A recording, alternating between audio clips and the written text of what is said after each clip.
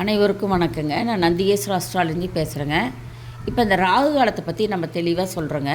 இப்போ ராகு காலம்னா ராகுவின் நிழல் பூமியில் விழும் நேரமே ராகு காலம்னு சொல்கிறோங்க. இந்த ராகுங்கிறது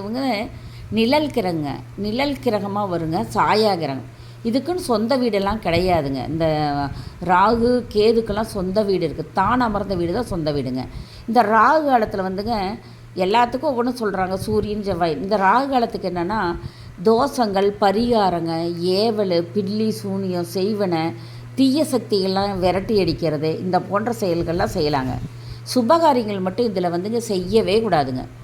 சுபகாரியங்கள் தவிர்க்கப்பட வேணுங்க இதில். சரிங்க. இப்போ இந்த ராகு காலத்தை நினைவில் வைக்கிறதுக்கு கேலண்டர் போட வேண்டியது அவசியமே இல்லைங்க. இந்த பாடலை மனப்பாடம் பண்ணி வச்சுக்கோங்க. திருவிழா சமயத்தில் வெளியே புறப்பட்டு விளையாட செல்வது நியாயமா? இந்த பாடல் மட்டும் இருந்துட்டா நீங்கள் ராகு காலத்துடைய டைம் உங்களுக்கு தெரிஞ்சுக்குங்க. திருவிழா சமயத்தில் வெளியே புறப்பட்டு விளையாட செல்வது நியாயமா அப்படின்னு ஒரு பாடலுங்க.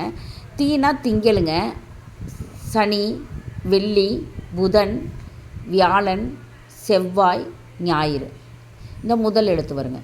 இந்த திங்கக்கிழமை பாருங்கள். இது ஃபஸ்ட்டு திங்கள், சனி, வெள்ளி, புதன், வியாழன், குருங்க, செவ்வாய், ஞாயிறு. இந்த பாடலை வச்சுட்டு லைனாக எழுதிக்கிறீங்க. ஃபஸ்ட்டு டைமு 7:30 தான் ஸ்டார்ட் ஆகுங்க. ராகு காலம் 7:30 ஸ்டார்ட் ஆகும். மற்றதெல்லாம் 6 to ஸ்டார்ட் ஆகுங்க. இது மட்டும் 7:30 to 9.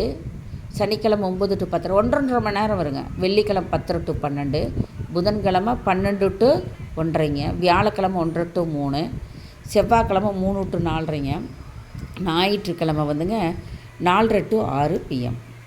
இதுதாங்க ராகு காலம். இதை வச்சிட்டிங்கன்னா உங்களுக்கு கேலண்டரை பார்த்து நீங்கள் என்னென்ன செய்யலாம் அது தெளிவாக கொடுத்துருக்கங்க. உங்களுக்கு இதை எழுதி வச்சுக்கிட்டிங்கன்னா உங்களுக்கு நிறைய பலன்க. அதனால் உங்களுக்கு நான் இதை கொடுத்துருக்கேன். நன்றி, சுபங்க.